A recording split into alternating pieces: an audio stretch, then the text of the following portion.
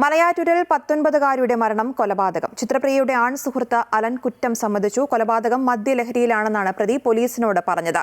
ചിത്രപ്രിയയുടെ postmortem അല്പസമയത്തിനകം നടക്കും. അതേസമയം ചിത്രപ്രിയയെ കാണാതായ ദിവസത്തെ CCTV ദൃശ്യങ്ങൾ അമൃത വാർത്തകൾക്ക് ലഭിച്ചു.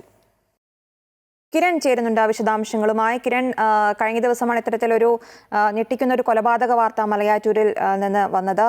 തൊട്ടു പിന്നാലെയാണ് ഇപ്പോൾ CCTV ദൃശ്യങ്ങളുടെ അടിസ്ഥാനത്തിൽ ഈ പെൺകുട്ടിയുടെ ആൺ സുഹൃത്ത് കസ്റ്റഡിയിലായിരിക്കുന്നത്. ഈ പ്രതി കുറ്റം സമ്മതിച്ചിട്ടുണ്ടെന്നാണ് ഈ നിമിഷത്തിൽ മനസ്സിലാക്കാൻ സാധിക്കുന്നത്. എന്തൊക്കെയാണ് വിശദാംശങ്ങൾ? ഐശ്വര്യ, കഴിഞ്ഞ ദിവസം കാണാതായ ചിത്രപ്രിയയെ പോലീസ് അന്വേഷിച്ച് നടക്കുന്നതിനിടയിലായിരുന്നു ഇന്നലെ ഇവരുടെ വീടിന് സമീപത്തെ ആളൊഴിഞ്ഞ പറമ്പിൽ നിന്നും മൃതദേഹം കണ്ടെത്തിയിരുന്നത്. ഈ മൃതദേഹത്തിന് 2 ദിവസത്തോളം പഴക്കമുണ്ടായിരുന്നു. മാത്രവുമല്ല, ഈ മൃതദേഹത്തിന്റെ തലയിൽ വലിയ മുറിവടക്കം ഉണ്ടായിരുന്നു. ഇതോടുകൂടിയാണ് ഇത് കൊലപാതകമാണ് എന്ന സംശയത്തിലേക്ക് കാര്യങ്ങൾ നീണ്ടിരുന്നത്. തുടർന്ന് ചിത്രപ്രിയയുടെ ആൺസുഹൃത്തായിട്ടുള്ള അലനെ ഇന്നലെ തന്നെ പോലീസ് കസ്റ്റഡിയിലെടുത്ത് ചോദ്യം ചെയ്തിരുന്നതാണ്.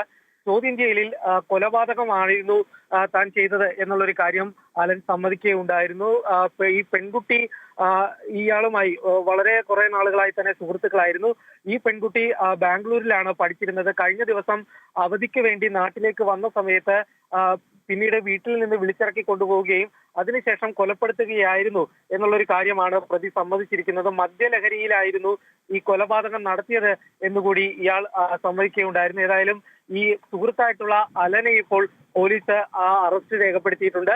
ഒപ്പം തന്നെ കുട്ടിയുടെ മൃതദേഹം ഇപ്പോൾ കടമശ്ശേരി മെഡിക്കൽ കോളേജിലേക്ക് മാറ്റിയിരിക്കുകയാണ്. 11 മണിയോടുകൂടി തന്നെ കുട്ടിയുടെ മൃതദേഹം പോസ്റ്റ്മോർട്ടം നടപടികൾ ആരംഭിക്കുന്നതായിരിക്കും.